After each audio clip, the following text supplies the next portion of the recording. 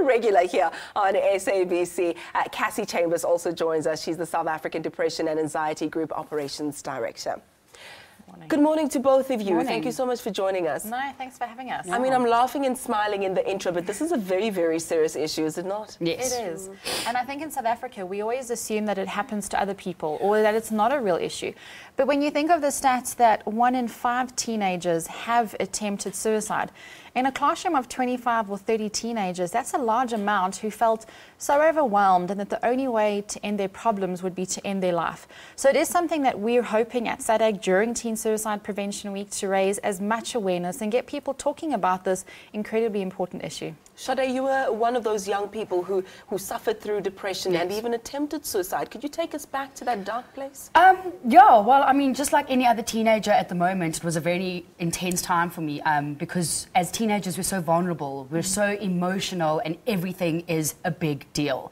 You know, your first heartache, your first breakup, all of it, it's a huge deal. So going through depression, which I realized that I got at a very young age, and also working in the industry, being a young child star, had a lot to do with it as well. You know, you're being looked at as an idol when you're 12 years old and you're still trying to figure out your life. You're not too sure if you can be an idol. So granted, I had a lot of personal issues as well that I went through, and I mean, I used to self-harm.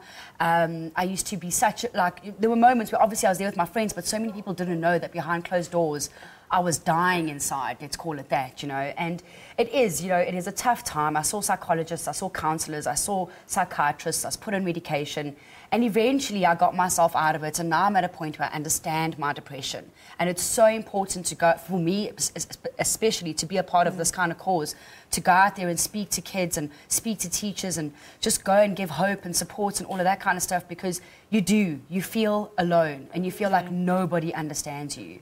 Sade, for me, I think what you said is very important, understanding the depression. Because looking from the outside in, one would think, what has she got to be depressed about? Exactly. She's famous, you know, she's got the world at her feet, she's gorgeous, so there are no reasons for her to be depressed. But people think that depression is an emotion rather than a chemical imbalance. Yeah. So understanding depression is so important.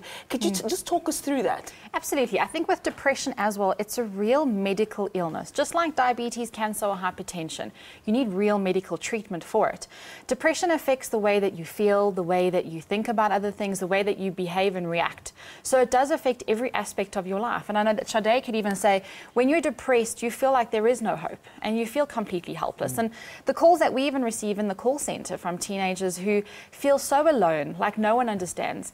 As adults, when we're looking from the outside into a teenage problem, you think, oh, it's not such a big deal. You'll get another boyfriend or you'll pass another test. It's okay. We belittle their problems. But to that teenager, in that moment, that's their biggest problem, and they can't see any light at the end of the tunnel.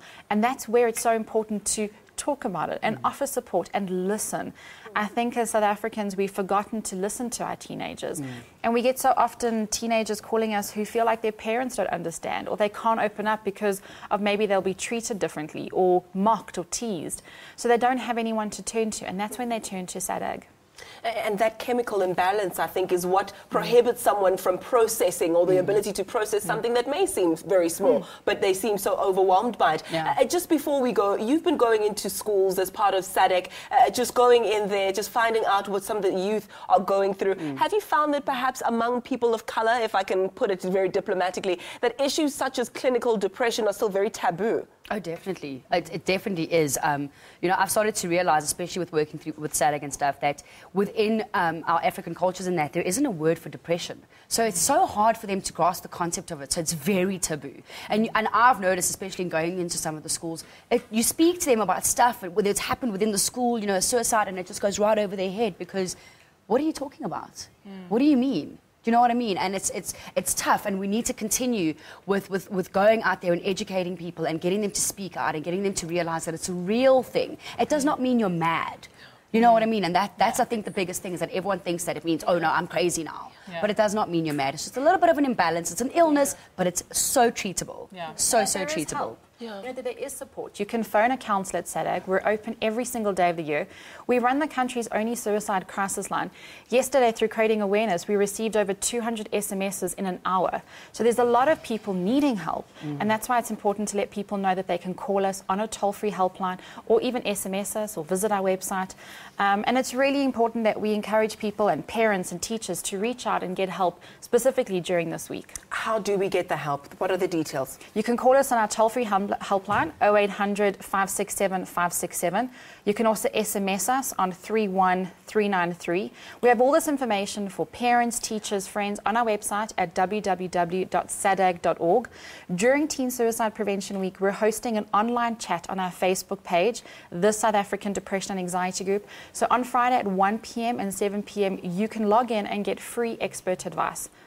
So I'm just going to repeat that number again, the toll-free number, 0800 567 567. I think it's easy enough. Should anybody need some help, feeling like they're on the verge of breaking down, 0800 567 567 is the number to call. Your website is sadag.org. That's correct. Thank you so much, ladies, and continue doing the good work. I think it's very alarming that the rate of suicide is just that high, and especially affecting children as young as 7. Yeah. That's alarming. And it's great that we can, you know, create awareness. So thanks for the support. Thank you. And thank you for coming through, and I think let's leave it there.